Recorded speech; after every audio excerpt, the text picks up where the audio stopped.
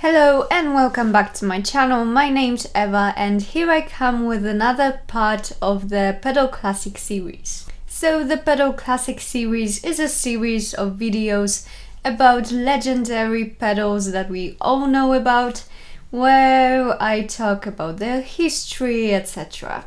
And today we are going to talk about the famous Electro-Harmonix Small Clone.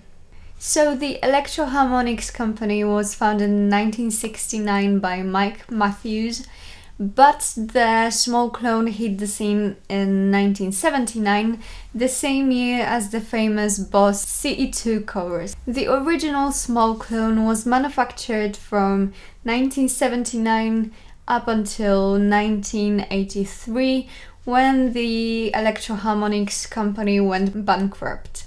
During the production years of the original small clone, there were a couple of different versions. So the first thing was that they used different chips. They used either a MN3007 or the SAD1024 chip. So they didn't really use a particular chip consequently. And another thing was that different small clones were called either a mini chorus or a full chorus. And it's not really certain why they called them differently. One thing is certain, and it's that the mini chorus version was more rare and it's harder to find and it's usually more expensive. But apparently, from what I've read, the circuit and the components of those two versions are pretty much the same. And later, around the 2000, the Electro-Harmonix company came back to the market and started producing pedals again. And they also started making a reissue of the small clone. They started making it in 2004. So the new version of the small clone, the reissue, uses the MN3007 chip, and as you can see, it has a full chorus written on the box. And when you see a small clone, you can distinguish the older version from the newer version by looking at the LED indicator. Because in the older version, the original small clone, the LED indicator is colorless and it's smaller, and in the reissue version it's slightly bigger and it has a red color. And of course the small clone that I own is a reissue. It has a red LED indicator. So when it comes to the design of this pedal, I'd say the simplicity is the key. It only has one knob and one switch. The knob rate controls the speed of the effect and depth switch controls intensity. This pedal is the simplest chorus that could be built based on the available chips at the time. It is of course an all-analog circuit which provides warm vintage chorus tones. This pedal can provide you with different chorus tones, from a slight, barely noticeable chorus to tones that sound almost like a flanger. When it comes to the name, the small clone, I'd say it's pretty self-explanatory, but I don't know about you, but I didn't know that at first. So the name small clone basically tells us what the chorus is. So the chorus is when the guitar track is doubled, so cloned. So that's why it's called small clone.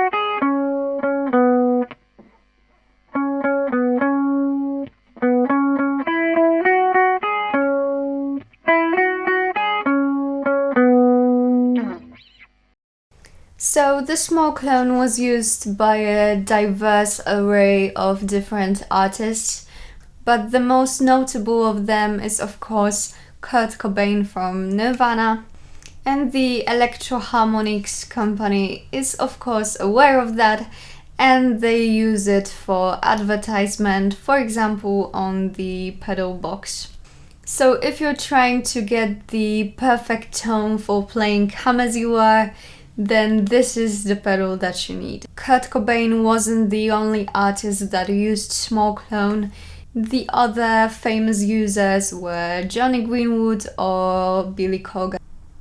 So this chorus is a go-to pedal for some indie or grunge tones, especially when you want to play Nirvana songs. And of course, I think we can all agree that thanks to Kurt Cobain, we can call this pedal a legendary and a classic one. So that's all for today. Big thanks for watching. Remember to hit the like button under this video and subscribe to my channel, and also ring the bell to be notified when I post new videos. And also, if you haven't checked out other Pedal Classic series videos, then I link the whole playlist somewhere here for you so you can check them out. Let me know what other pedals you'd like to hear me talk about and play in the next videos from this series. See you next time. Bye!